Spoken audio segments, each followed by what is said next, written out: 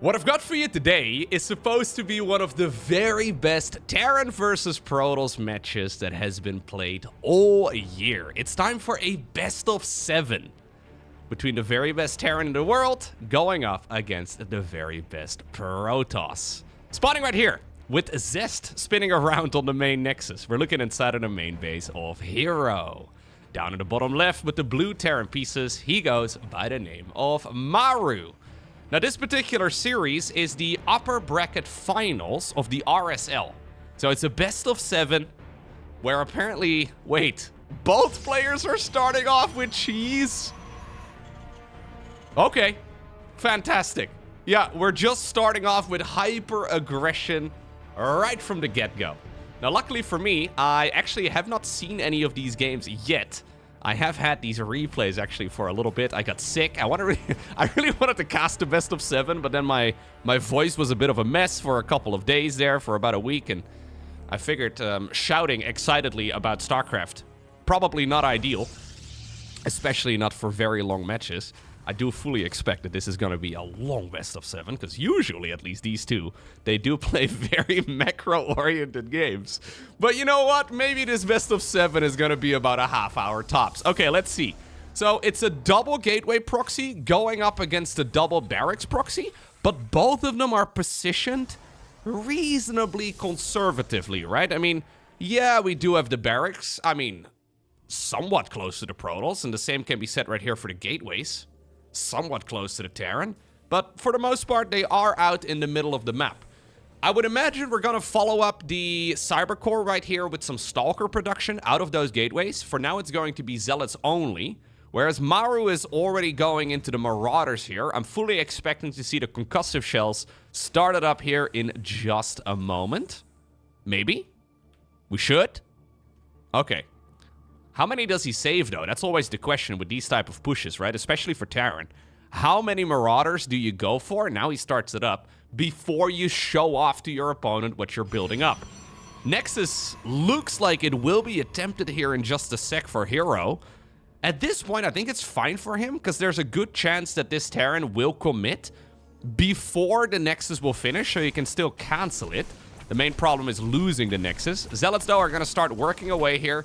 Keep in mind that, of course, this can be repaired quite easily. SCV does go down, but eventually the scaffolding there will be removed. Stalker joining in. The Marauders immediately decide to commit. Nexus did not get fired up yet. Shield battery coming. In the meantime, the mass repair of the SCVs is working out, but slowly but surely, these Protoss units will start breaking through. You can always recall as well.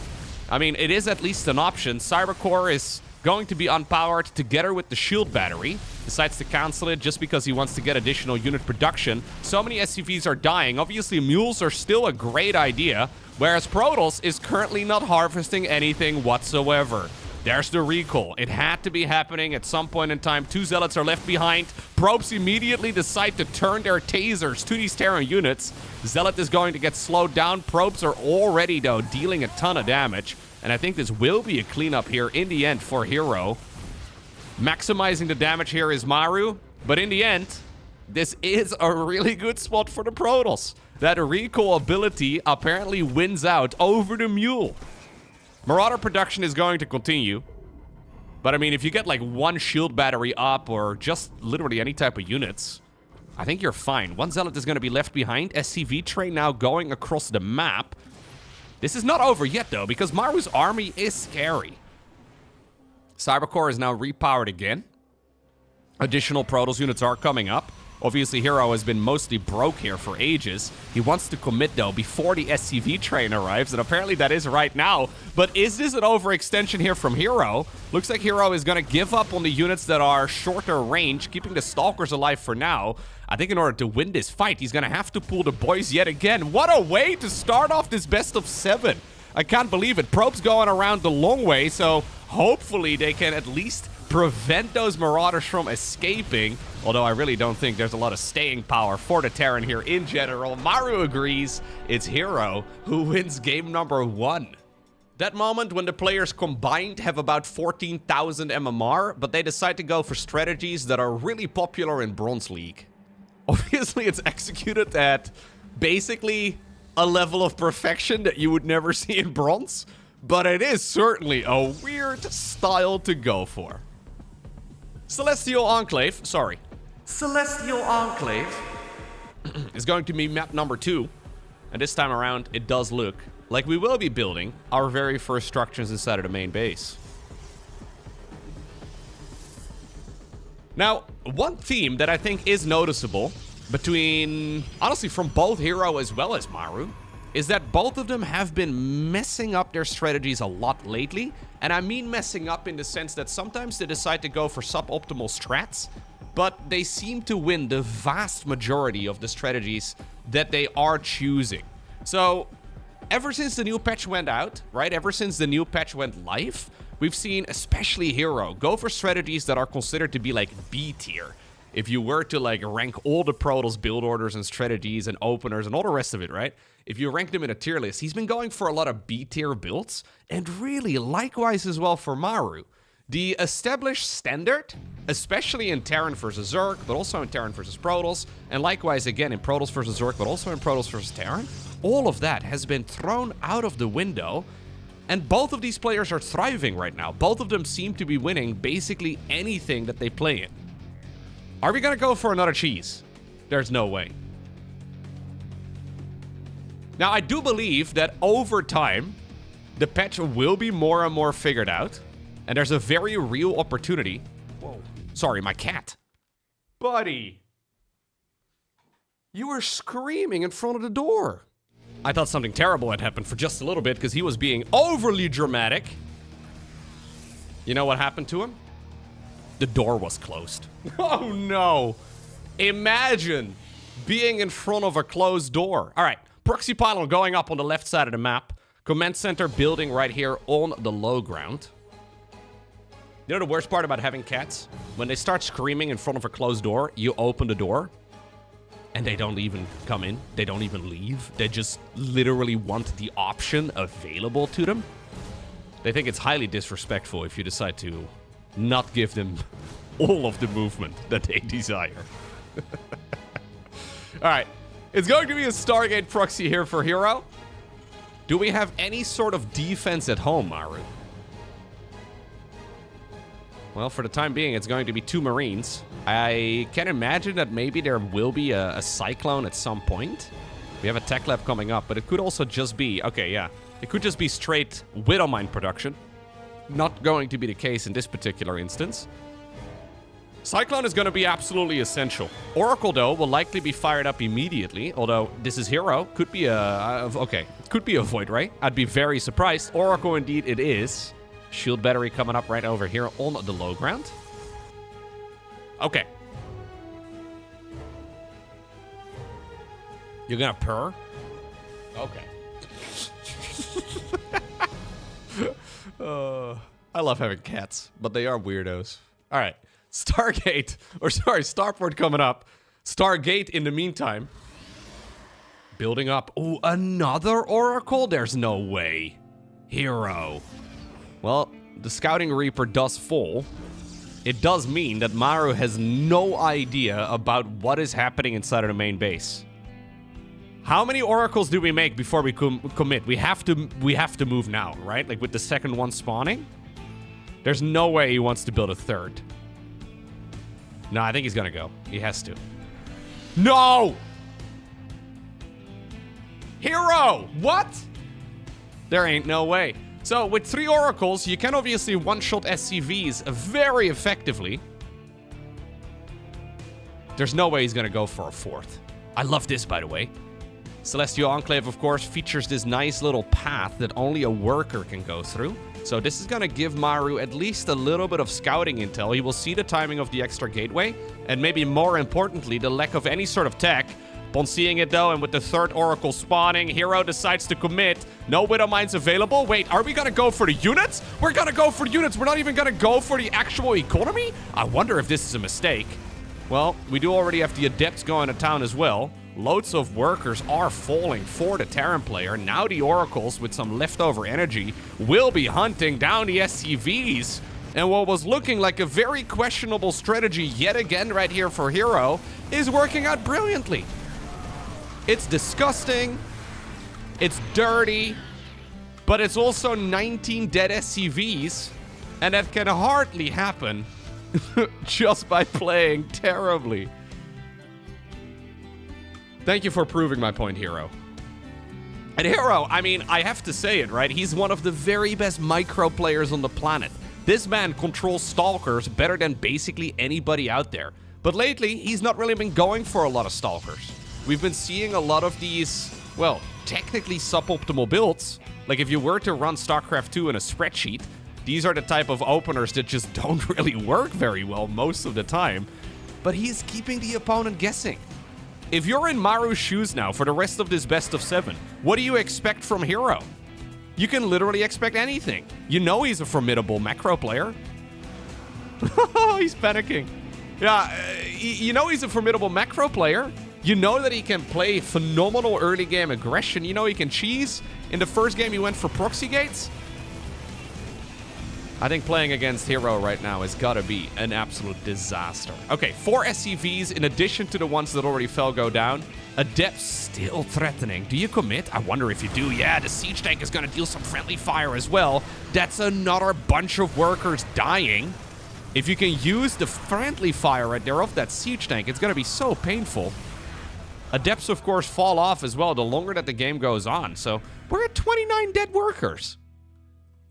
Normally, the Celestial Enclave is a very defending map, right? It's a map where you can chill and sit back and macro up for a while. Not going to happen here this time around. All right, Blink together with +1 is coming. This is, of course, Maru, who we're talking about. Maru, probably the most resilient Terran player out there. In the sense that he will be more than happy to still salvage a spot like this. Usually no one does it better than him. And finishing off the game on this map is tough. Like, sure, herO is at a very significant advantage, but there's multiple high grounds, right? There's siege tanks controlling the wide open space. How in the world do you engage? Well, you could try and blink across this little crevice, even though the Stalkers can't walk through this path, because it's a worker-only path. It is certainly something that the Stalkers can use for vision and then blink to the other side. Blink is only moments away from finishing right now.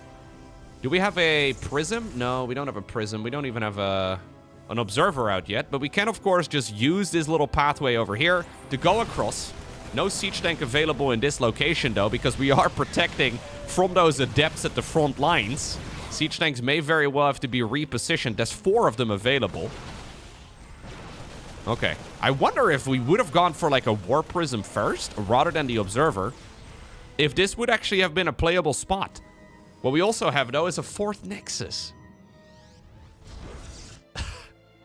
Building it in the most aggressive position possible. He's got this pocket expansion, but it only has 1 gas and 5 mineral fields, so why bother? Instead, we're gonna go for the most greedy spot, while still being the aggressor as well. He decides to blink into the tanks. Now, is this an overextension? The siege tanks at the bare minimum are gone. He wanted to get that Raven yet again, but the Raven slips out of his fingers. Problem right here for Maru is that any attack he wants to go for really needs siege tanks. So sniping them right now is costly. Yes, a lot of Stalkers died, but you're also taking away the potential right here for Maru to go across the map. It's hard not to be a herO fan. Seriously. It is absolutely glorious what this man can do with these honestly pretty stupid strategies. It is the furthest away from the Excel spreadsheet style that has dominated StarCraft 2 in the modern era. From the likes of, for example, Clem, from the likes of, for example, herO, they all play StarCraft 2 like it's a spreadsheet. herO does the exact opposite, but he has been more successful than any player on the new patch so far. Zealots used as a distraction. Stalkers move in at the front yet again. More siege tanks are dying. More SCVs are going to fall as well.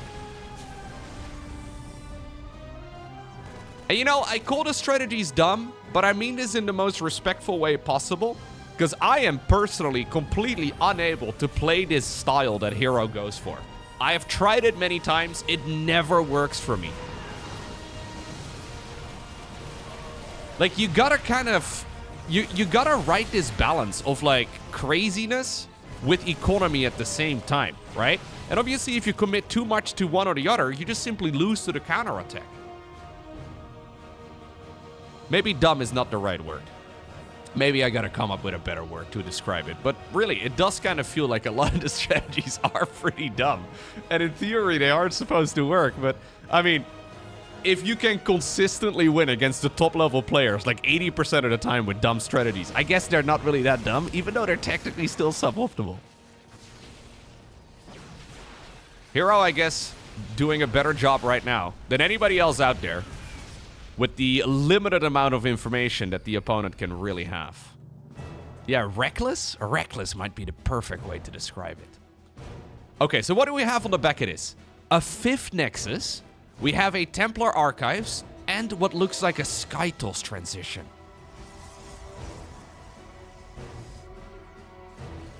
There it is. Fleet Beacon coming up. We'll probably have Tempest out before too long.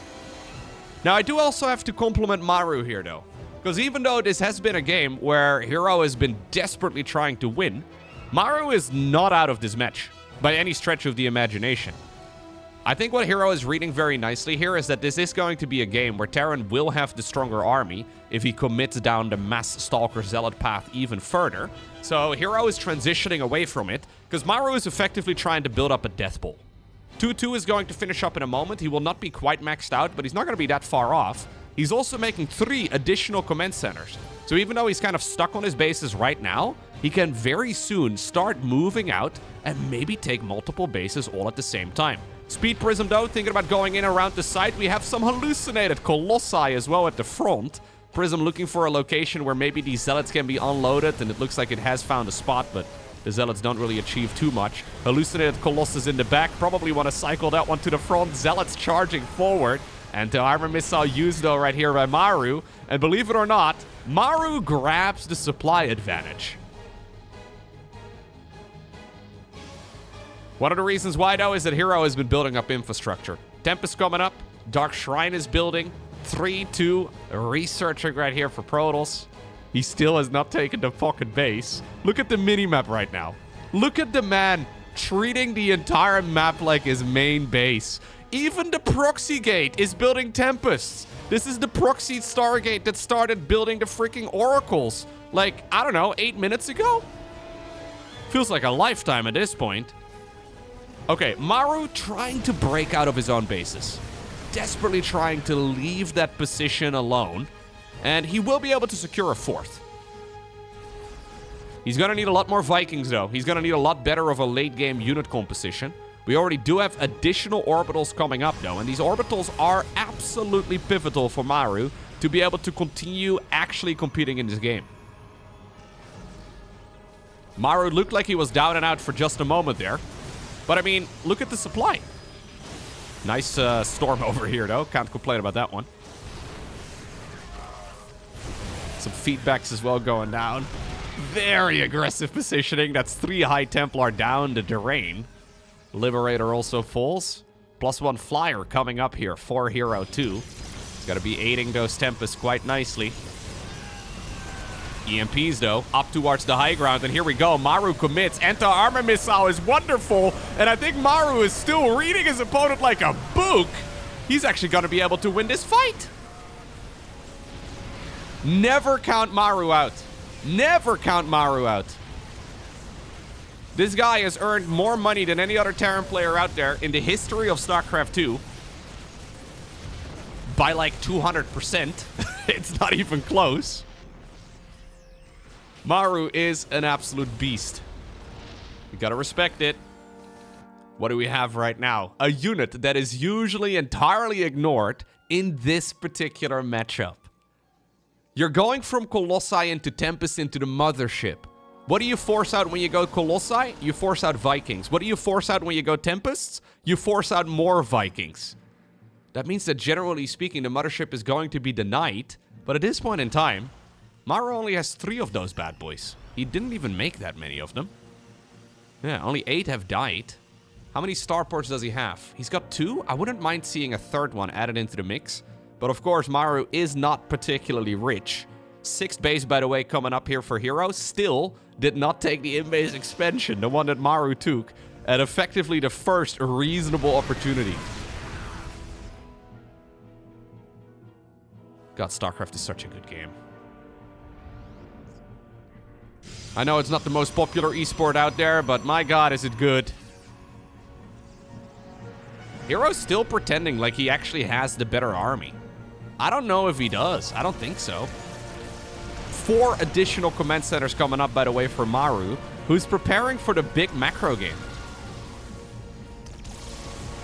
I think having an Oracle in the mix here would be quite nice as well, so we can start throwing Revelation onto some of those faraway targets, so the Tempest can actually shoot away at their maximum distance. More Stargates coming up right now for herO. herO doing all of this, by the way, off of just 75 workers. He did lose 5 probes, but nothing all too terrible. It does mean that he is not very rich, even though he has way more bases here than Maru, as far as, like, available mineral lines go. Maru has been spending his money on economy, and I do believe he's going to be grabbing that advantage the longer that this game goes on. Good storm, but the Vikings are now coming out in much larger numbers. Okay.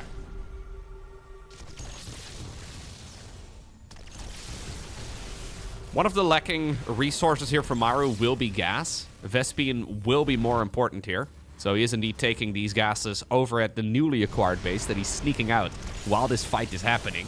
herO unable to warp in a group of zealots right now to really go after it.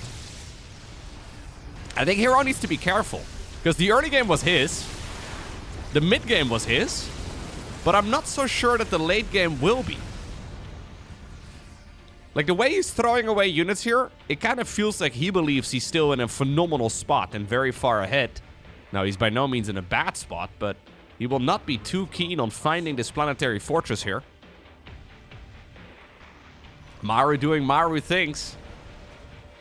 So impressive, honestly. How many times do we see Terrans coming back after a 40+ worker deficit by, like, minute 8? I wouldn't mind seeing herO maybe make another batch of probes. Maybe going up to, like, 85 or so. Because this is not a very sustainable economy. As weird as it is.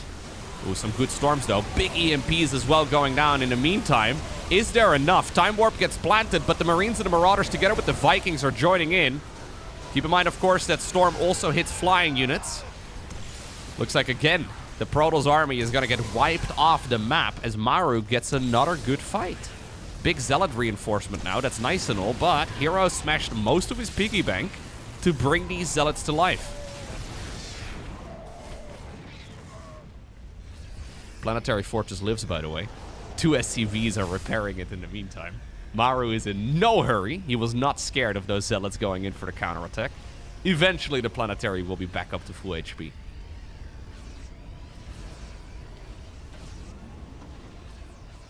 herO is back for more. Those Tempests are an absolute pain in the butt. We're going into even a bunch of Disruptors now. Oh, really? Is he going to be able to get the base? I mean, maybe we should have mass repaired it. No, not quite. No, not quite. We have another decent storm there, but there's plenty of Terran units that can run through the storm to chase down the flying troops of herO. And I think that this game has slipped out of herO's fingers. It's strange to say, because at some point he had, like, well, what felt like 80% of the map to his disposal. Maru was stuck in his, like, starting quadrant, but Maru is navigating this wonderfully. Finally getting rid of that Stargate that cost him so much trouble in the early game. We have a little Zealot run by over here in the far bottom section of the map, but I don't think they're really going to be able to achieve that much. Now, I will say that any future expansion for Maru is going to be difficult. Problem is that his next option is either this one right over here, maybe this one right over here, or the one up on this high ground. But the point is that all of those bases are super far apart. And this is the type of Terran economy that requires bases to be somewhat close. He doesn't really have the luxury. Okay, he's going to try and take the base over here. But if you spread yourself too thin, then of course this opening right in this section of the map is going to be, yeah, extremely vulnerable.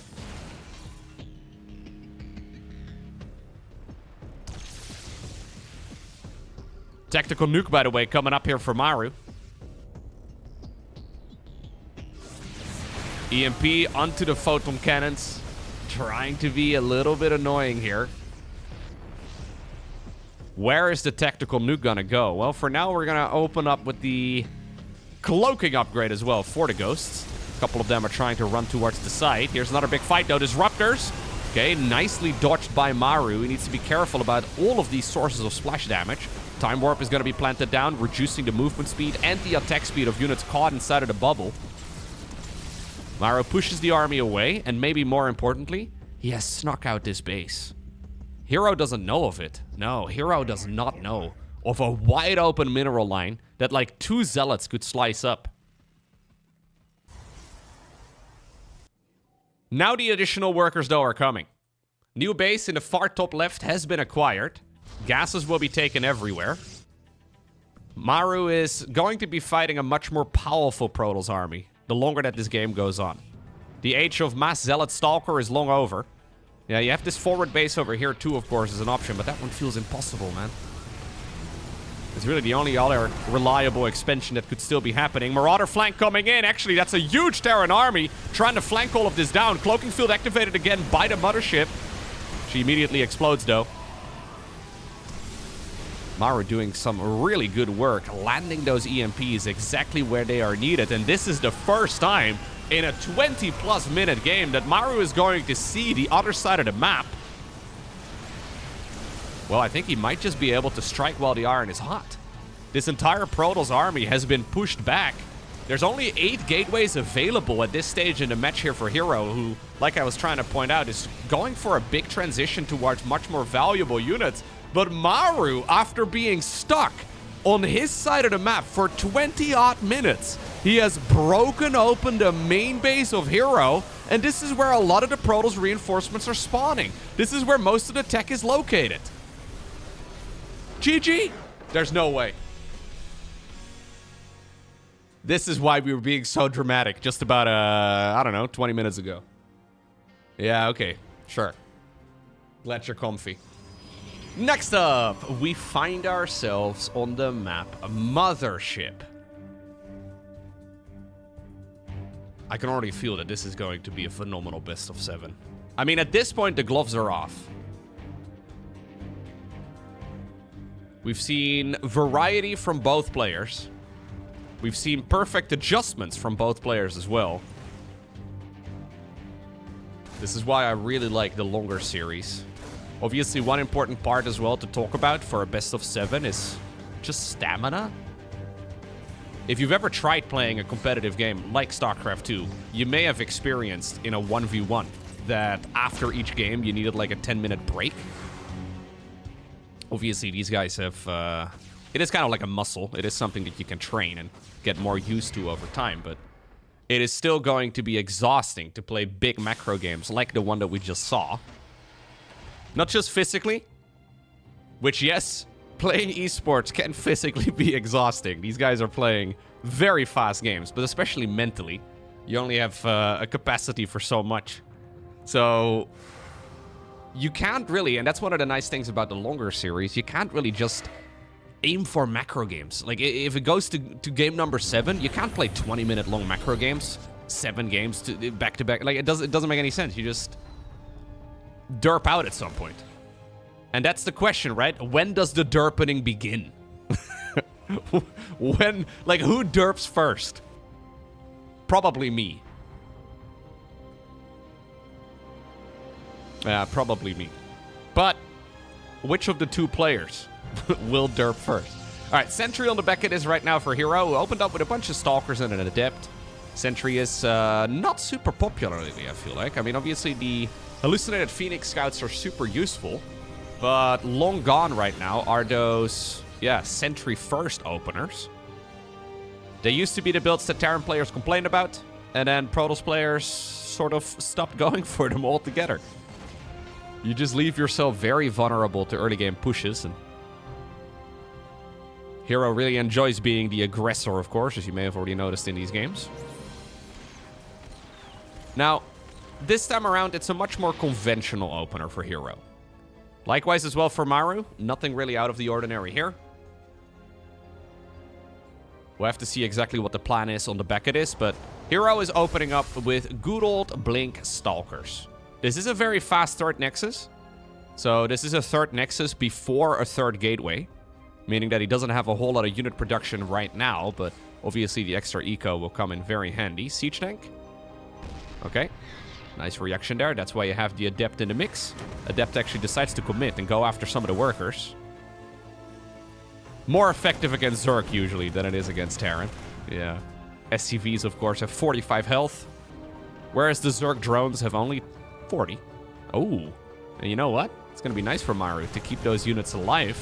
Because he will be pulling the boys. I was wondering about that. Trying to now catch up with the Cyclone here. Picking it up in the medevac. Trying to get that lock-on. Gets another lock-on indeed. Another Stalker will die. The low HP SCV, I guess, gotten repaired back up. Now, is there enough available here for herO to hold? This feels like it's the first time in his entire series where he needs to play a long defense. And this is the build, right, that Maru has been destroying Protoss with. It's a variety of units. It hits slightly differently every time. He doesn't really do like an identical execution every time, but yeah, we have certainly seen this exact push on Mothership many times from the Terran. Bunch of bunkers coming up. Stalkers decide to blink around the back to pick up some reinforcements. Okay, getting a siege tank here is quite big. The main bottleneck right now, though, for herO is getting that charge upgrade done. How many gateways does he have? There's more finishing up inside of the main base right now. Charge, actually, in the Twilight Council that is currently unpowered. New pylon will be finishing up, but immediately it gets unpowered yet again. And this is a killer push here from Maru. Problem is, though, he did lose 14 SCVs as well. So if he gets cleaned up, right now, this can still be a disaster. Charge actually gets denied. So mass Stalker it will have to be. And I am not convinced that Stalkers can really beat this type of Terran push. Looks like the Nexus may very well be next. The Nexus. Okay, I'm sorry. Twilight Council, by the way, restarted now. Inside of the main base. Okay, with the Nexus falling, we are apparently going to pull the boys yet again. No units inside of the bunkers until just now. All of the troops, though, for the Terran, the ones not inside of the bunkers, end up getting killed. Even the medevac falls. It's a hold. It is a hold, in the strictest sense of the word. New SCVs are starting to be produced right now for Maru, who obviously was on like a base and a half worth of economy. Probes get recalled back towards the third base. And while this is still a split-up economy, I think this is playable. Yeah, we go home. There's no way. Dude, okay. All right, let's see. So how do you play this out? Well, herO's first order of business is to get rid of all of the junk that the Terran left behind. Maru is going to try and just get as much value out of the few units left over. But eventually, this contain will be broken. He may very well remake the Nexus in just a moment. Do we need a third command center soon, Maru? This is unexplored territory, I would imagine, for both players. It's an odd push to go for. I mean, we've been seeing it a lot over the last few months. But it's even weirder to not see Terran straight up lose with it or Protoss straight up lose with it. Now we are playing a macro game from a position that both players are likely unexperienced in. Or inexperienced, I guess. All right, let's see. Matter of fact, drop did sneak out, and I love this one. This can actually put in a ton of damage over at the third. Stalkers in the meantime committing as well, though.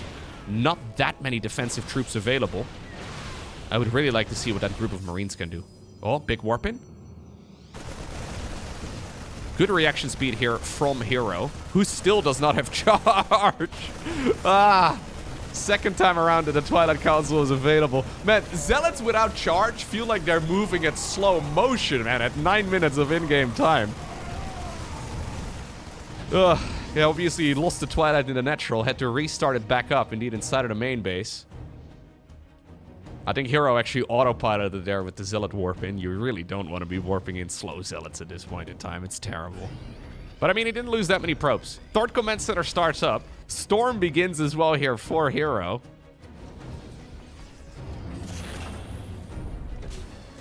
This is another beauty of a TVP coming in, I think. Do you now play the big macro game? Do you keep the aggression going? Obviously, if you can be the aggressor here, as Terran in particular, you may be able to deny the Storm research altogether. Do you assume that Protoss goes into Storm and build up a Ghost Academy here soon? Yeah, you can't really, build a Ghost Academy without 3-base eco. Maru starts it up right now. He knows it's going to be difficult to really afford any of those ghosts, but at least the third base is coming. Problem is, though, with a third base coming and then the Ghost Academy building, you're effectively saying to Protoss, okay, you can do whatever you like. What does herO like to do? A third base restarts for him as well. Stalker is scouting around to see if there's any sort of Medivacs hiding off to the side. I think he knows of the Medivac that's still hiding in the corner. Judging by the Stalker position here, I think it's safe to assume that herO indeed does know. Difficult to really sneak up on your opponent when they have so many troops out onto the map. Okay, orbital command coming. Ghosts also building. Will this Stalker be able to see the Medivacs? Definitely not. Stalkers at the front will have to blink away. Maru getting rid of some of those units at his door.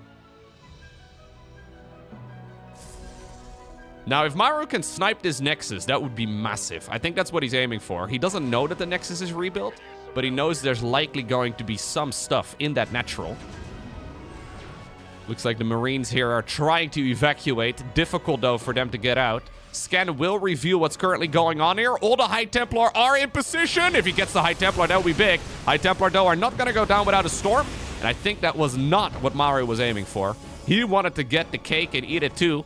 Preferably get all the High Templar and then the Nexus to boot. Quick reaction speed there from herO. Saves him from what would have been a disaster. It's not for a lack of trying, though. Finally, the third Nexus will be matched with a third command center. herO, by the way, not really adding on that many workers. Oh, hallucinated Colossus again. herO is actually going for effectively an all-in here. There are a lot of High Templar available, and those storms are freaking good, but is there enough firepower to really back up this Protoss force? Maru looked at it. He's not too impressed. He knew there were going to be a couple of storms, but you can just run through the storm if you know that there is not enough of a backbone. One Marauder against one guy that can storm himself to death.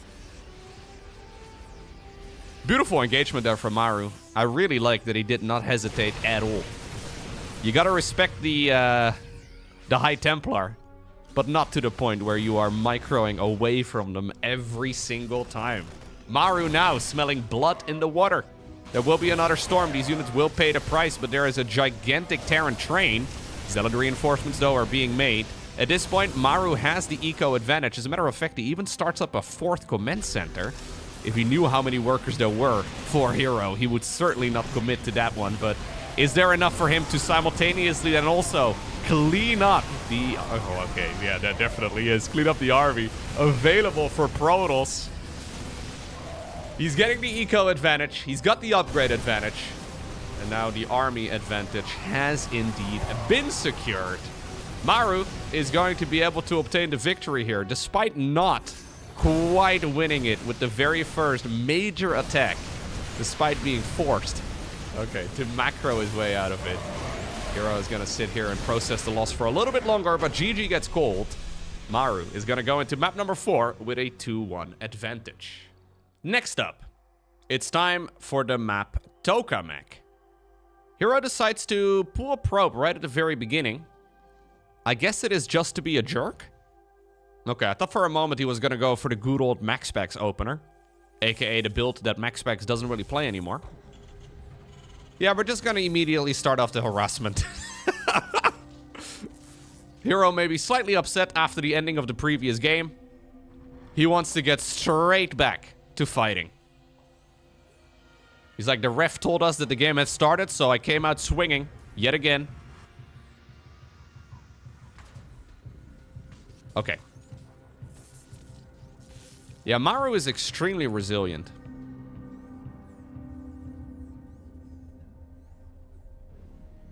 I feel like that is a skill that the top level players in StarCraft 2 have in general, but all of them seem to have this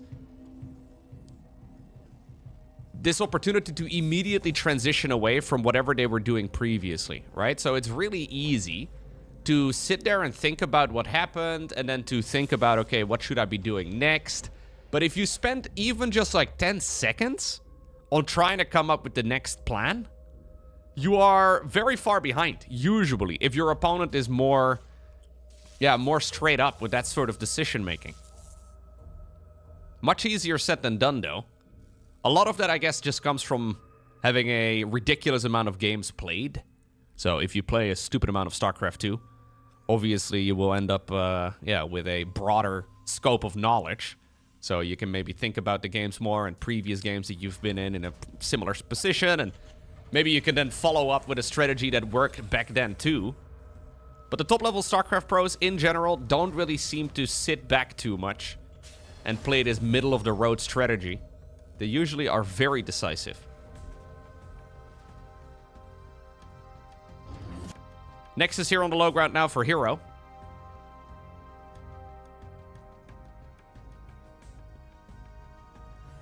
Factory is going to finish up here for Maru in just a moment, who's hiding his second command center inside of the main base for the time being. He obviously saw that probe as well. He probably was also thinking maybe it's the max specs opener. So the max specs build, by the way, is to go pylon into proxy pylon and then into a gateway. And it's very good, especially against blind command centers on the low ground.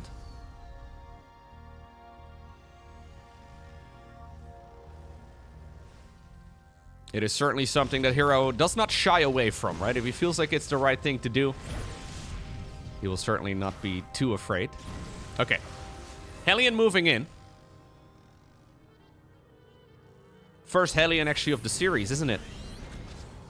Usually quite good when it comes to sniping those adepts. Adepto followed right now by a Stalker. Blink upgrade yet again here for herO. Command center will try to be secured. Second Hellion, though, has spawned, and I think this is going to be a relatively easy cleanup here for the Terran.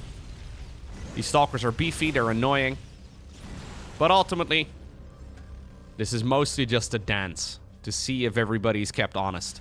If you skip out on your unit production, if you get a little bit too greedy, these are the types of aggression, right? And even though this usually results in very little, but these are the types of aggression that can make all the difference in the long run. Nice little bit of micro here as well by Maru.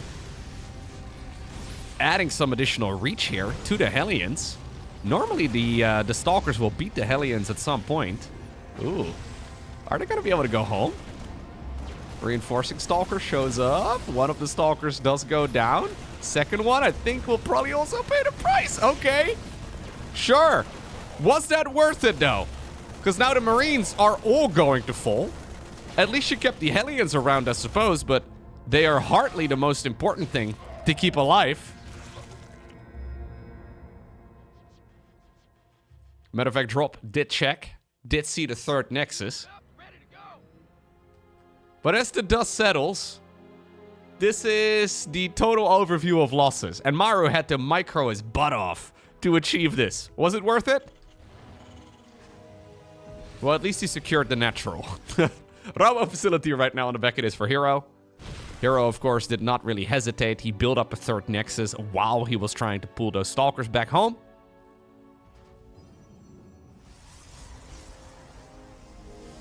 We'll have to see when he fires up the charge research. There it is. Thank you for making me look smart. I love that so much. My ego, every time, takes a little bit of a, little bit of a endorphin hit right there for Loco.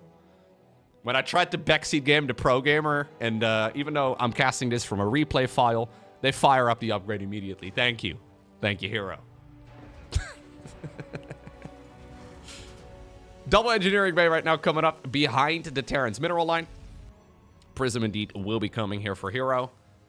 And this means we go back to the good old aggression versus defense.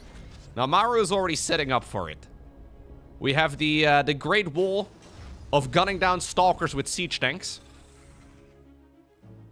Like shooting fish in a barrel. At least that's what Maru likes. The only problem with the spawn location is that on Tokamak, because we do have a cheeky little Hellion here going to town and an auto turret's getting dropped off as well. The problem here for herO, or for Maru rather, is that the add-ons are exposed on this map. So that's one of the spawn location deficits, I suppose. If he would have spawned on the other side of the map, then the add-ons would have still spawned on the right side of the production structures. Imagine if the structures are over here, then the add-ons would be a little bit safer in a similar position. I don't believe, though, that this is really snipeable anyways. I don't think stalkers are going to blink into the main base and risk it all just for the potential to get rid of the Stimpack research for a moment.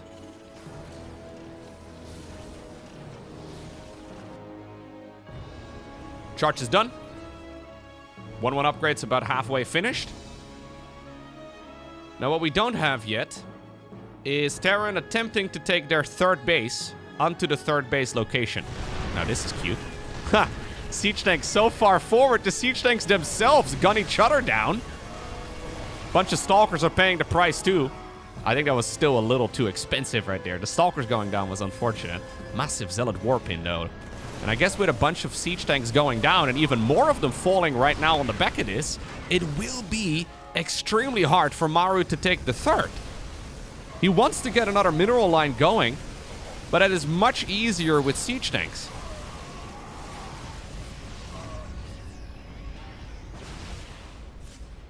I mean, herO is apparently still going to be fighting a 3-base Terran.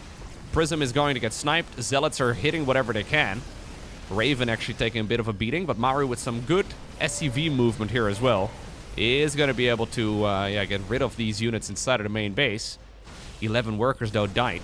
Looks like the command center is going to be flown for just a moment yet again. Range for the Colossus, researching in the meantime. Double Forge also coming up. And this is one of the aspects of the game, right, where Maru is super far ahead. Maru already fired up +2 attack before herO ever started up, well, the +1. Still, these are Protoss units we're talking about. And Protoss units, I mean, they're better with upgrades, don't get me wrong. But they hit pretty darn hard regardless. Templar Archives here coming up for herO. So we're going from the Colossi straight into the Templar.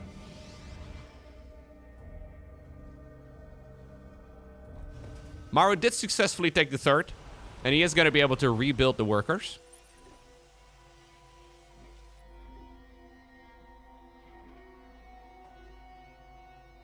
Double Nexus. Really? I never liked this base. So Tokamak does have this exposed base right in the middle. Super easy for Terran to push into it. Like, it's right there. Fun fact, actually, all Terran units, other than the SCV, are ranged. So you can gun over this little mineral line very easily.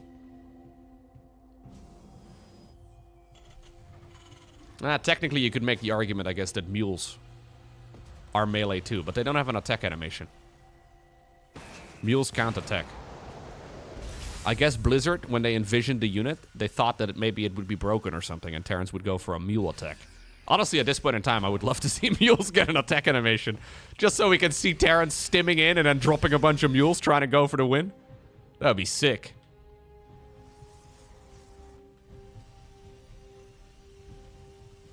Ghosts are being produced again, though. And with 3 bases, it's much easier to pull this sort of thing off than what we saw in the previous game. They just feel extremely expensive when you're doing it off of 2 bases. Hallucinated Colossus again. I gotta say, I really love the hallucination usage here from herO in general. He's been mixing it in more and more. That's a gigantic amount of zealots, by the way. And this wall, my god, that charge! That was a gigantic charge going over all of these units too. It's going to be expensive. I think basically all of these Protoss units will die. But how much damage will they be able to do? herO smartly decides to pull back there for just a moment. 17 SCVs did die. And herO does have way more workers than his opponent at this point in time. You gotta be careful here. Maybe having a couple more supply depots over here to create a bit more of a funnel. Is it worth it? Possibly. 4th command center now, floating over to the low ground, and we keep on playing this dance. herO takes the eco advantage and then tries to soft contain the opponent. Maru desperately tries to get new bases going, while he maxes out with a superior army. It's super delicate, though. I don't know if it's super apparent when you watch these two play, but it is extremely easy for both players to lose this. Trust me, I can manage it very quickly myself. Very good at losing. No, but seriously, these are games that can be over in just one misplay, like one bad fight, and you just get countered immediately and die. That doesn't just go for Protoss here, although obviously they are the ones that are more likely to overextend. Same for Terran, though. If you split your units poorly, if you have nothing to prepare to like defend multiple angles at once, this game is just straight up over. It's pretty much impossible for Maru to play this game against like 6 base Protoss, right? With 3 bases of his own. It doesn't make any sense. 3-3. Fired up here for Maru. Another one of those things that's easily forgotten about. He is a little bit late on that. I think the Zealots are going to try and drop themselves off onto the siege tanks yet again.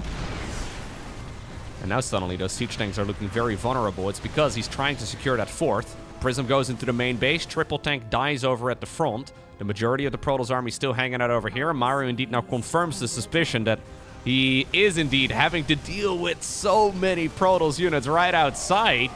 With the scan wearing off, though, and the warp-in finishing inside of the main base, herO commits to the fight over at the newly made planetary. Planetary Fortress finishes up right at the perfect time. Looks like the Colossi are gonna get zoned out, but Immortals, they have an extreme amount of damage against those targets. And, well, apparently they don't live up to their names. They will sacrifice themselves for a command center. And that means that the 4th is going to be denied for a little while longer. Look at the supply count, though. That was expensive for herO. Yeah. The army size over time will tell us the full story. Likewise as well, though, income over time. It's a problem. If Maru does not strike, I think this Protoss player is going to outgrow him. But it's difficult for him to really know exactly how much eco there is. We see Protoss playing this off of 100 probes, and then we see Protoss playing a similar style as well. He picked up the weakened Zealot. I thought that wasn't going to work. It didn't work. He saw that that Zealot was getting targeted, and he picked it up with the Prism. But that means that the missile will just go to whatever is close by. Cool attempt right there by herO. But yeah, it's difficult, right? As a Terran right now, do you assume that this is a 77 probe economy? Not really. Could be 60, could be 80, could be 100. You have to make calculated choices, but you have super limited amounts of info. Now, what he does see, though, is a ridiculous amount of Zealots. We're already up to 108 Zealots that died. Widow Mines here could be nice. Anti-armor missile, yet again, making those units a lot less powerful. Bio army here is strong, though. No planetary fortress to fall back to, but we do have his triple nexus on the production tab. I really like that herO doesn't tone it down a little bit. You know, like he clowns a little onto other Terrans from time to time. He does not tone it down. I don't know if this is a good fight over herO. Is it? This Protoss army, yeah, is likely just gonna get decimated. Maru just finished up 3-3. herO took that fight so confidently that I thought for a moment it was gonna work out okay for him, but it really did not work out whatsoever. Look at the resources lost. 11,000 minerals more. Maru is getting like a 2-1 trade for his army. And that is all it really takes. Right now, even though herO has been the aggressor the entire game long, I think the last time, as we have some Dark Templar going in, actually, getting a ridiculous amount of kills. Last time that we saw Terran go across the map was with the Hellions. That's a while ago. 23 SCVs die, but I don't think Maru is going to slow down. I think he should not slow down. He should commit. Disruptor, though, in the choke point. Ooh, that was the disruptor of the dreams right there. Could have done so much, ended up doing nothing. Still though, Zealots are going to town. We have that superior economy here for herO. Disruptors, Colossi, everything's dying. And yet again, much like what we saw on the Celestial Enclave map, Maru, after being a punching bag for basically the entirety of the game, gets into the main base of the opponent and destroys the production. This fight here that Maru took right outside of his fourth was just about perfect. Yeah. Now, he doesn't have a ton of scans available. And these Dark Templar are being a nuisance. The Dark Shrine is going to get destroyed, so this will be the last of them. There have only been a handful, really, but they're putting in a ton of work. Just being obnoxious, chasing down whatever they can. Dealing an insane amount of damage, too. Main base right now, though, of the Protoss is fully gone. I wonder if now maybe herO is regretting spending so much of his cash on building up additional Nexi that he really doesn't need. Problem here for Maru is that when the dust settles, or for herO rather, Maru's army is just like literally 10 times as big. We have 11 army supply versus 124. Yeah, so I don't think Maru really is in a rush. herO is making it feel like he is. When the Dark Templar are popping up everywhere, all over the map, you wonder sometimes as a Terran player if the army of the Protoss is not just way bigger than it truly is. herO's been reading the art of war. He's making his army look big when it really isn't. But I think Maru, well, he probably read that book ages ago. He is going to be shutting all of the economy down. And he manages to dismantle the Protoss. Next up, Magnetic North. Match point for herO. Or what? Future Loco, cut that out.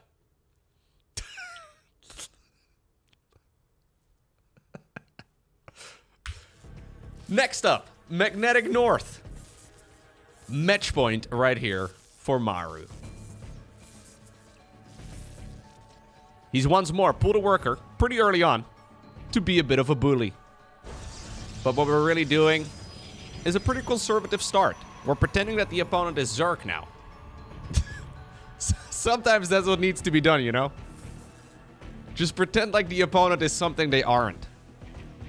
Fighting the demons in your own head is sometimes the hardest thing to do. Yeah, usually you don't build a pylon on top of the natural's high ground. It's a bit weird. Normally we'll have the wall off over here, or maybe close to the mineral line. But herO decided to just build his first pylon out there. And, insult to injury. He loses the scouting worker. The SCVs themselves feeling vicious. Now, obviously, in the grand scheme of things, not a big deal. But it's a really nice mental advantage.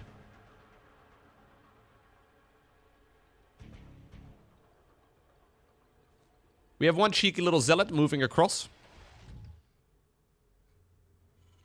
What is it gonna do? Nothing.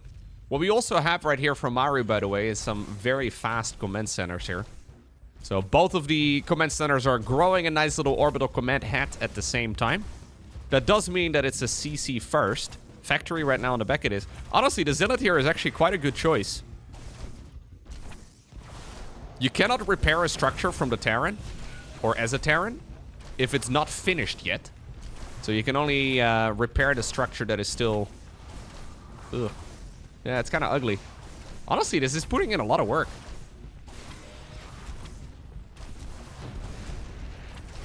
And maybe this is why we don't normally see command center first openers very much. Because you run into these weird problems. He can really only afford a single Marauder right now. SCVs need to be pooled. It's a small commitment, of course, from herO.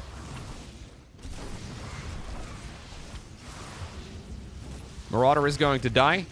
And so many SCVs have already fallen. Was this worth going for a command center first? No.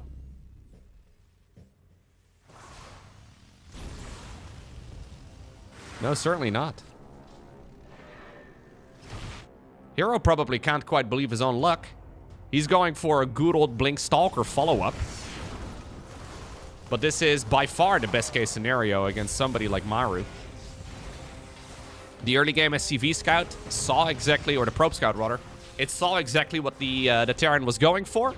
He decided to make that Zealot, obviously the gateway on the high ground. It does mean that the Zealot arrives on the other side of the map a good 5 seconds sooner. Makes a big difference in fights like this, and yeah, I think herO can basically just cruise to a win from now. It'll be difficult to break Maru. We've seen that time and time again in this series, but Maru's only going to have so many tools at his disposal. herO obviously a big fan of like the 3-gate opener or the 4-gate opener, right? With just mass blink Stalker. I think he can just, yeah, basically do one of those. Make a bunch of blink Stalkers, because what in the world is Terran going to do? There won't be any siege tanks ready. Blink isn't even done yet. Oh, Widowmine also dies right now. What a disaster here from Maru. Nothing going his way at all. Lovely control, of course, by herO. Who's even now, okay, we are going to go for a 4-gate. We're just building the 4th gate in the opponent's natural. Okay, yeah, sure. No, this is one of the locations where you could put it. I was wondering if he was going to go for a 3-gate opener into like a 3rd Nexus, but no. We're going to just all in the opponent. It's easier that way. GG. Maganata. Match point number 2 right here for Maru. It's important to not, as the Terran in this particular instance, it's important to not hang on that previous game all too much. You took a chance, you went for the command center first, didn't quite work out. herO showcased why he is considered to be the highest ranked Protoss player on the planet. herO doesn't need a whole lot. Now, interestingly enough, look at the minimap now. herO is opening up blind. No scouting whatsoever. We see the same thing as well from the Terran. Less uncommon, though. Very, very common for Protoss to send a probe across the map, or at least like an adept very early on. Maybe like a sentry first, so we can get the hallucinated Phoenix Scout. I think we're still going to get that here in just a moment, but herO going blind shield battery now. So we go from hyper-aggression to... Well, I guess he's assuming now that his opponent is not going to be opening up with something too stupid. But this is extremely cheesable, right? If you're Maru right now, you're building a bunch of Marauders on the other side of the map, right about right over here, you're going to be quite happy. Charge first. Okay.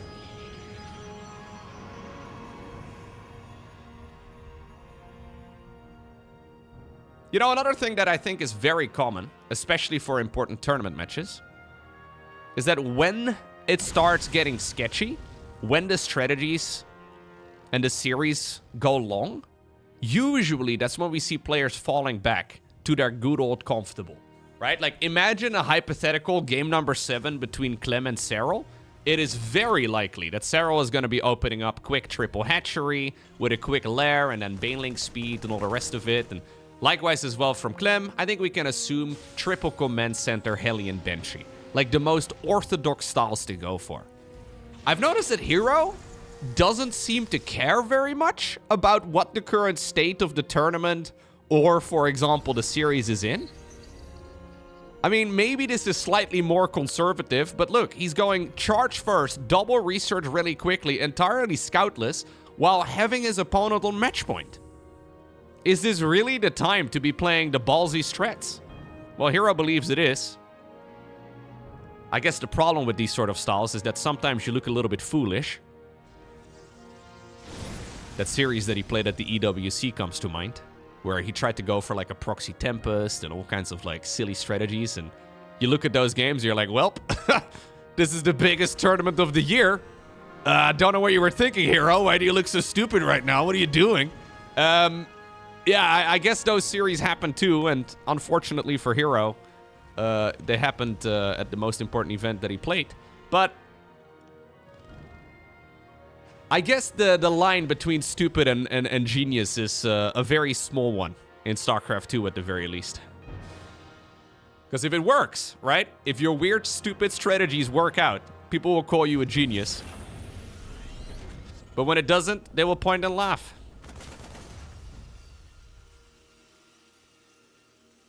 Double upgrades here for Maru. Stimpak coming up. Additional barracks here. So a very conservative start for herO, or for Maru, right? Like, this is not really something that really has any clear weaknesses. There's not much that Protoss can really do to try and stop this. Whereas herO is still just taking up as much as he can. So he is going to be the gateway man. Do you know the gateway man? The muffin man. No, sorry. This is the gateway man. He's going double upgrades. And we are going to be, well, probably only like 4 gases or so in total. Yeah, he's getting the 4th gas right now. Usually it's 4 gas. And then a stupid amount of resources coming in on the mineral lines. So usually a load of probes. Only a tiny bit of Vespene. And then, well, Stalkers, Zealots, and maybe some Storm or Archons in the mix. Double upgrades as well, of course, are really, really good.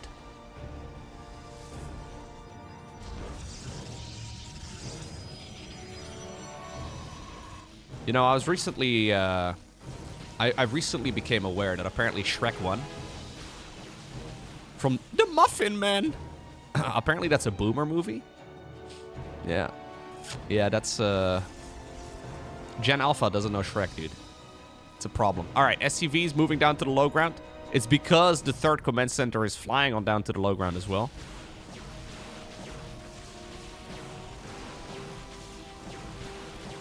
Archons need coming up. +2/+2. So no Storm this time around.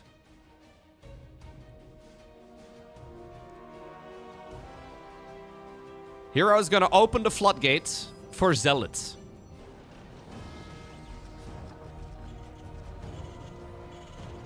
It'll be up to Maru to try and stop the swarm. The Protoss swarm, that is. Oh, okay. Not a lot of tanks available. Command center gets cancelled. Tanks on the high ground, though. Maybe we should back up just a little bit more. 9 SCVs end up dying. But obviously, herO really is just looking to get whatever advantage he can get. So the idea is, I mean, I used the word swarm there, but it's a very Zerky approach, right? So the idea is to trade cost inefficiently, but to do so off of a bigger army that can be reinforced super quickly. Nice little bit of force fielding here too, slicing up a bunch of units against the wall. That's another 14 SCVs going down. Actually, I don't think it's an additional 14 SCVs. Wait, what? How does it say 14 over here, but only 12 have died? What? Ah, nobody look at that. Professional commentator Loco did not see it either.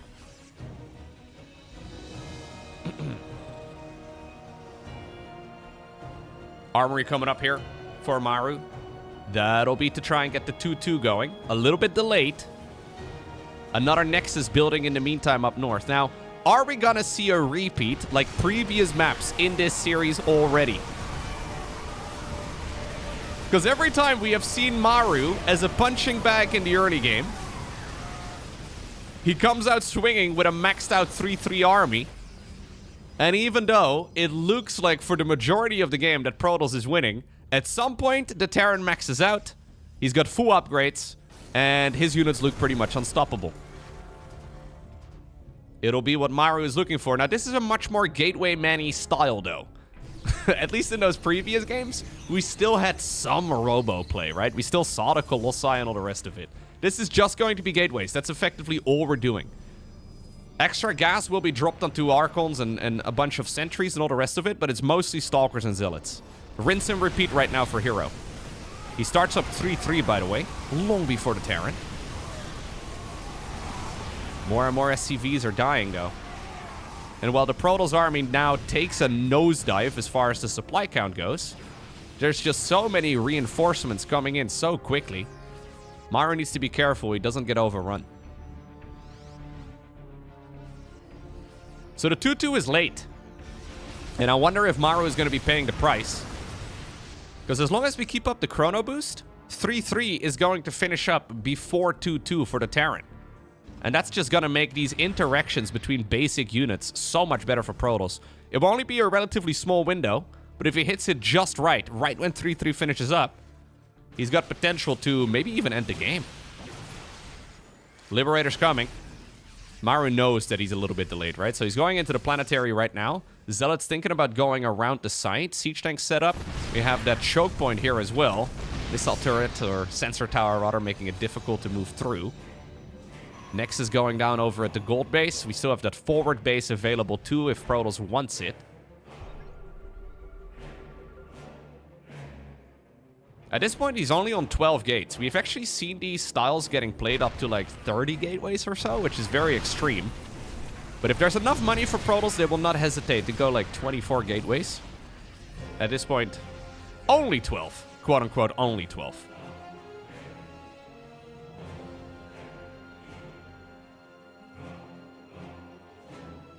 A little bit of Immortal production. Might not be a bad idea, especially when the planetary fortresses are coming out. Oh, are we gonna push through here? We are gonna push into the liberation circles. herO heard that there was a little bit of freedom available right now, and he goes for a push that is effectively for all the marbles, and it actually works out for him. Gets rid of a lot of those heavy hitters. Dangerous decision right there by the Protoss, but he gets the job done. 5th command center in the meantime, though, still going. The scaffolding is up. It's in a risky position, but I think it's going to finish up.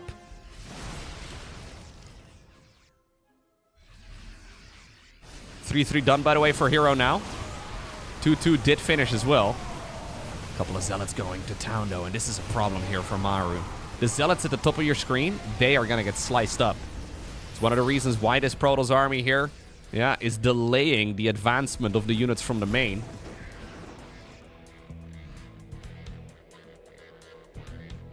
Okay. Still, Maru is reasonably stable. And if you look at the supply count, it's not the end of the world. He is going to have the better army in the long run. Now, it's going to be a long run. It'll be a while. But if he can max out and he gets 3-3 and he gets all of the units that he needs, he is going to just be able to destroy the Protoss. Zealots are not going to really carry herO to the late game. Couple options right now for herO. Either keep this going, with the risk of it fizzling out, or you start up the transition towards the Stargate now and maybe get Storm going and all the rest of it. Well, judging by the gajillion Zealots that are coming in, I don't think we're going for option 2. Rinse and repeat, baby. An additional 8 SCVs die. More and more Zealots charging in. Immortals looking for an angle. Obviously, they're a relatively short-ranged unit to go for. Command center, by the way, has been evacuated into the main base. Maru also now turned it to a complete punching bag. Look at the mini-map here for just a little bit. herO has gobbled up however much he can get. And he actually did destroy the opponent's third. This setup over here with the siege tanks, the liberators, the choke points, and all the rest of it, it looked like it was going to be impenetrable, but herO just threw more stuff at the problem.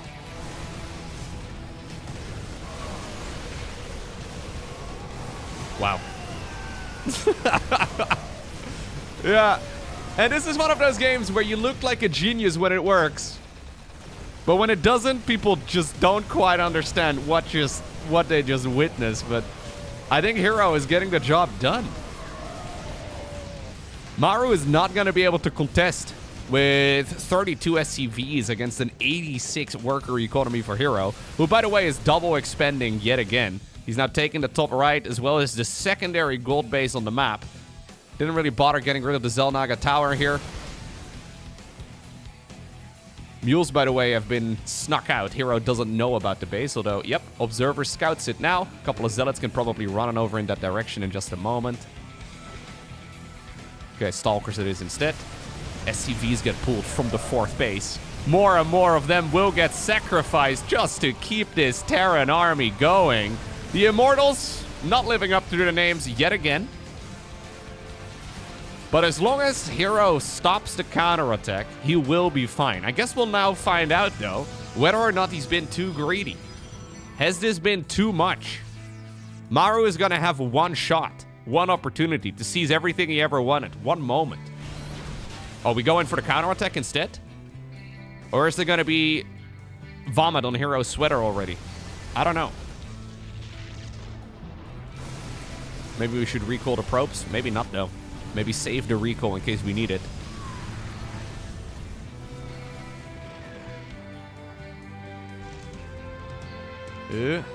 Still, though, Maru is going to be able to get into the main base.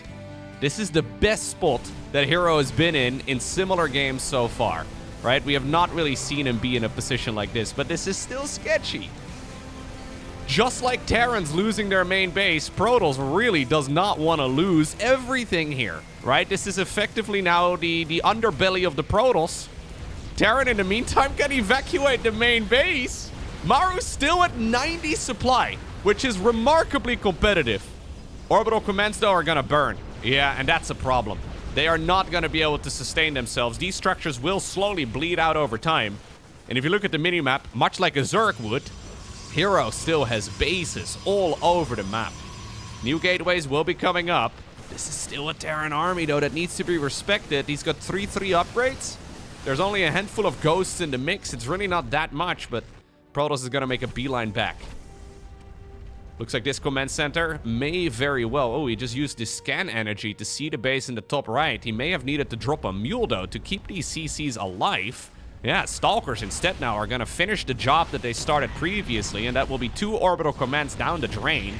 That means that soon, Maru is going to be revealed. Is under attack.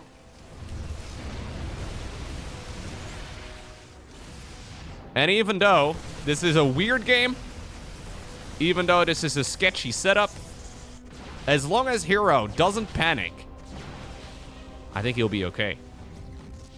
Well, he also needs to build a stupid amount of pylons, though, which is actually kind of problematic. Yeah, and this is still a scary Terran army. If we look at the total supply count for the army size only, Maru is actually being very competitive. And this is Marine Marauder Medevac Ghost. This is an army that has been proven time and time again. It's killed like 4 or 5 Nexi over the last minute or two. Looks like the other half of the Protoss economy will move on down south. Starts even another Nexus right now, too. I'm actually starting to get a little bit worried right here for herO. I'm starting to get a little bit worried right here for herO. This really feels like it is Maru's game to lose, but if he finds an opportunity, and apparently that is right now, he pulls the trigger. Is there enough Protoss to clean all of this up? Maru literally at 0 available supply here. So any unit that dies is not gonna be rebuilt. GG. There is enough here for herO. And that means we are going to game number 7 in a best of 7 series. It all comes down to this. Final map of this upper bracket finals will take place on Winter Madness. herO just won some phenomenal games back to back. I mean, it could have very easily looked like a 4-1 win for Maru, right? I don't think anybody would have been too surprised considering the performance of both players. Maru has just been playing like an absolute beast. But now, I mean, he's got to have some question marks in his head. These are incredibly stressful games to be playing. You know there's going to be a lot of people watching as well, right? Although I think that's something that competitors of this capacity, right? They can zone that out. They can probably... Really? Are we gonna go for a proxy? There's no way. Nah, it doesn't make any sense. Anyways, I think they can probably tune that out. You don't want to be actively thinking about all the people that are probably going to be watching this at some point in the future. But still, it is always a little bit sketchy. It's just going to be an engineering bay block.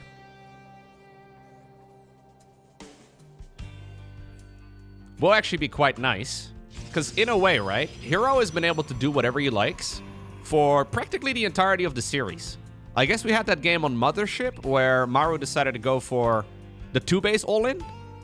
But other than that, we've basically just seen, Maru being a bit of a punching bag for the first 8 or so minutes of every match.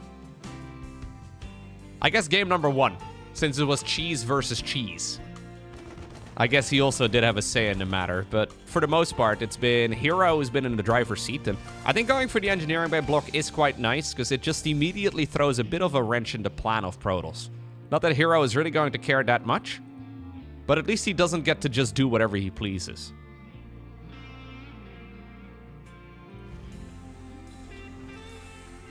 Beautiful series, by the way, it needs to be said. If you are enjoying this, you're still watching at this point in the video, if you could do me a favor and hit the like button down below. That would be nice.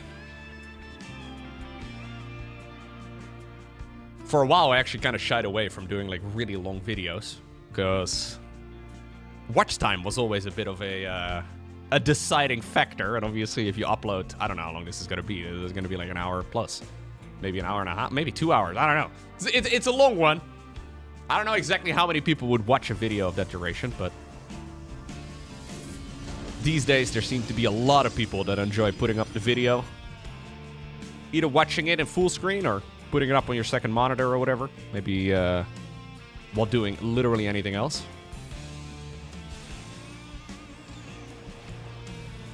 But I have noticed that there's a lot more interest over the last couple of years for really long matches too. Which is nice. So thanks for watching. Appreciate it. Now who's going to win this? With the power of Zest on your main Nexus, I gotta say the confidence of herO throughout this series is inspiring. Sometimes it can look foolish, but herO certainly does not seem like he feels he needs to slow it down. He wants to see that command center fly to the low ground. Not going to happen. Probe gets sacrificed. Cyclone going out onto the map. Twilight Council coming up right now for herO. But it looks like we're going to go back into aggression yet again. Not the fastest possible Twilight Council, though, by any stretch of the imagination. Bunch of adepts now going to town, too. Oracle trying its very best. Cheeky little Stargate here, of course, for herO. I don't actually know if Maru ever saw it. No, he's never been that far into the main base.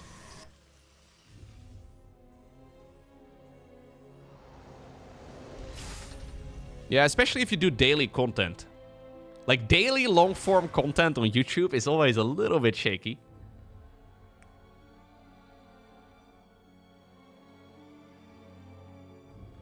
Sometimes I wonder if it would be better to upload, like, twice a week or something, which is what a lot of channels do on YouTube. You upload, like, twice a week. But there's so many good games of StarCraft, you know? I think it'd be stupid. Nah. But I'm probably cannibalizing some of my own views. Yeah. But I think the daily videos are nice. Plus, we always get... There's always somebody commenting down below. They're always saying something along the lines of, ah, perfect. I just put down dinner. Or, I just sat down for lunch. Is it what we're going to do, Maru? An SCV pool for all the marbles? We're going to try and conclude this best of 7 series with another SCV all-in? In the meantime, we do have the Adept sneaking around the site. Actually super annoying. This is not really the time that you can look away from the fight at the front too much.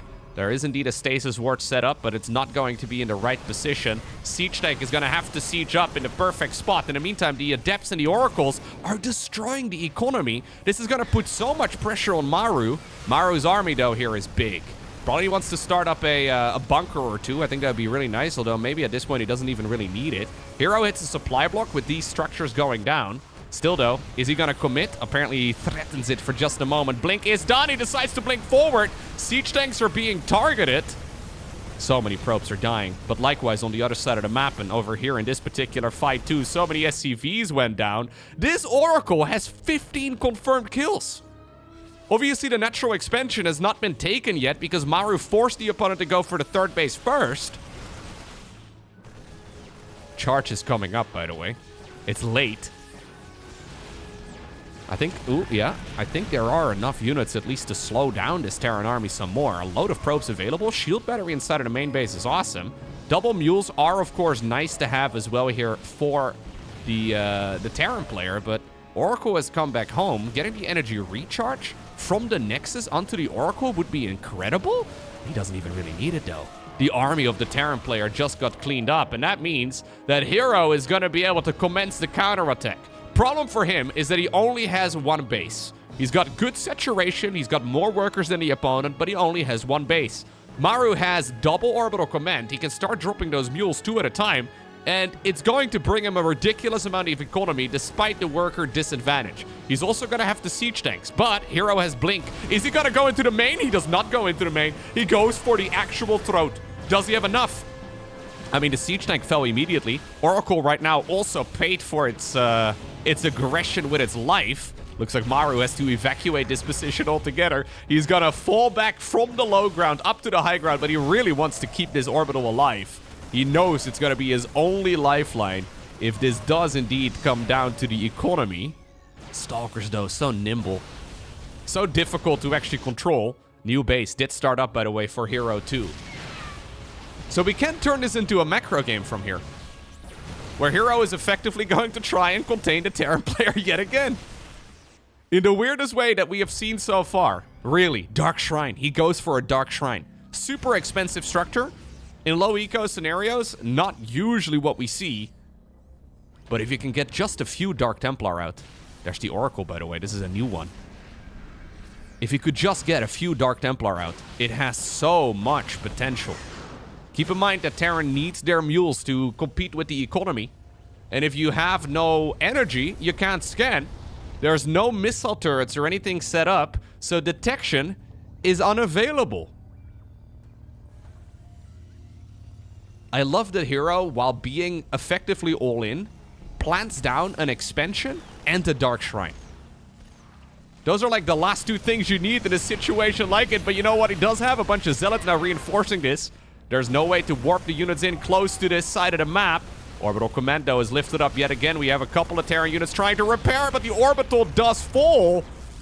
And while not all heroes wear capes, the Dark Templar do. And I feel like you only need a handful of those bad boys to shut this down. There they are. It's going to be a long trek to the other side of the map. Sorry, buddy. You're not a Dark Templar. You don't even wear a cape. And while the Stalkers are losing the fight, the Dark Templar are going to be slicing everything up. There is energy for one scan in 3 seconds. I like the split. Oh, Maru's gonna hate this. So he scans for the defense of his army. That makes sense, I suppose, but his army is headed to no man's land. In the meantime, there's a Dark Templar on the other side of the map slicing up the Jimmies.